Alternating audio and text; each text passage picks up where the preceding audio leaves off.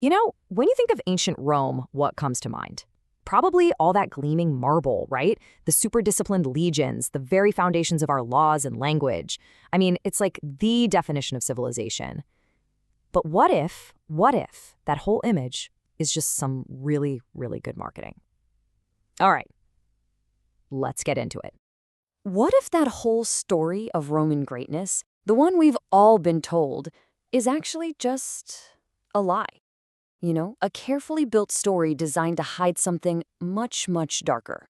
So, in this explainer, we're going to dig into a pretty wild theory from the YouTube channel Predictive History. And their claim is, well, it's that the entire legacy of Rome is built on a foundation of lies. We're going to break down their argument step by step and see what they've got. All right, let's kick things off with the core thesis from our source. And look, this is a big one. It completely reframes everything you thought you knew about the Roman Empire. And there it is, plain and simple. The source really doesn't pull any punches here. They call Rome the great anti-civilization, or even just the evil empire. Wow. And their whole argument, it boils down to this. Rome's entire society was built on one single thing: war. Okay, so how do you even begin to back up a claim that huge? Well, according to the source, you start by taking a wrecking ball to Roman history itself. They argue that some of its most famous, iconic moments were just made up. Total fabrications. I mean, we all know this story, right? Hannibal, the genius general from Carthage, he crosses the Alps with elephants, which is already incredible. Then he gets to the Battle of Cannae and just wipes out a massive Roman army, using this brilliant tactic. It's the stuff of legends. But what if it's just that, a legend? The source asks a really simple but powerful question. Is there any actual physical proof that this battle, probably the most studied battle in all of military history, ever even happened? So this is where it gets really interesting how the source breaks this down. First off, you've got tens of thousands of supposed casualties, right? But archaeologists have found nothing. No mass graves, no giant piles of weapons, zip. Then there's the tactic itself, this double envelopment. You know when that pops up again in history? Not for almost 2,000 years, not until World War II, with tanks and machine guns. And maybe the biggest thing, think about what Hannibal does next.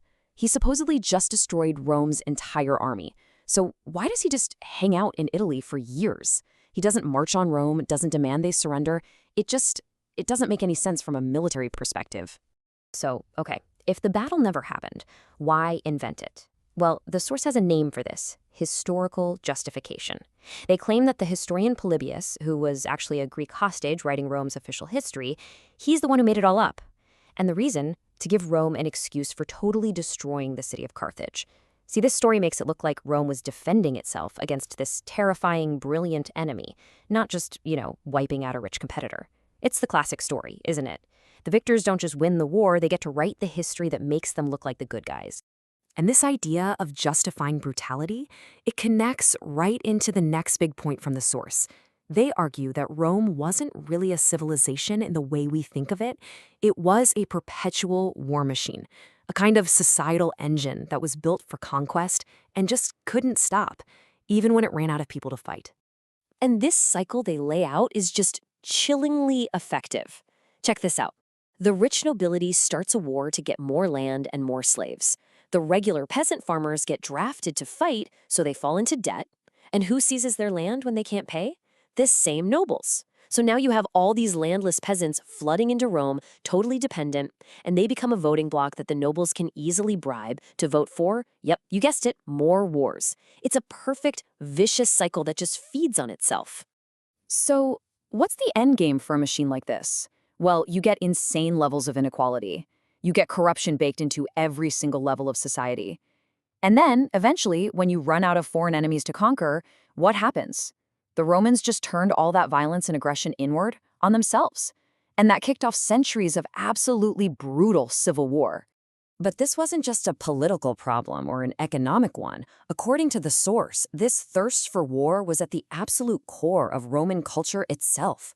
We're talking about a culture built not on logic or reason, but on pure, raw rage. And the source draws this really stark comparison. Think about the Greeks. They held symposia to debate philosophy. They wrote plays that actually made you feel empathy for the enemy. Now, think about the Romans. What were they doing? watching gladiators literally murder each other for entertainment. For the Greeks, the goal was to understand. For the Romans, it was to annihilate. Total opposites. And this love of violence, it's baked right into their most sacred founding myths, which, by the way, the source also claims are totally made up. I mean, the founding of the city itself, it starts with kidnapping and rape. The founding of their republic kicked off by another rape. And one of their first great heroes, Lucius Brutus, is famous for watching his own sons get executed. And he supervised it. Trauma isn't just a side effect here. It's the main event. It's literally weaponized. They even turned this mindset into official state policy. The source points to the great Roman epic, the Aeneid. They argue is basically a piece of state-sponsored propaganda. Emperor Augustus himself commissioned it, and the goal was to create a kind of anti-Iliad. You know how Homer's epic, the Iliad, ends with this incredible moment of compassion? Well, Virgil's epic is all about hatred and revenge. It was meant to be a new cultural bedrock to fuel that aggressive Roman identity. So, what's the big takeaway from all this? Where does this leave us? The ultimate point this source is making is that we need to totally rethink what Rome actually was, and maybe even what we think history itself is. Okay, let's wrap this up and put it all together. The argument is this: Rome wasn't a civilization. It was a predator state, running on a non-stop cycle of conquest.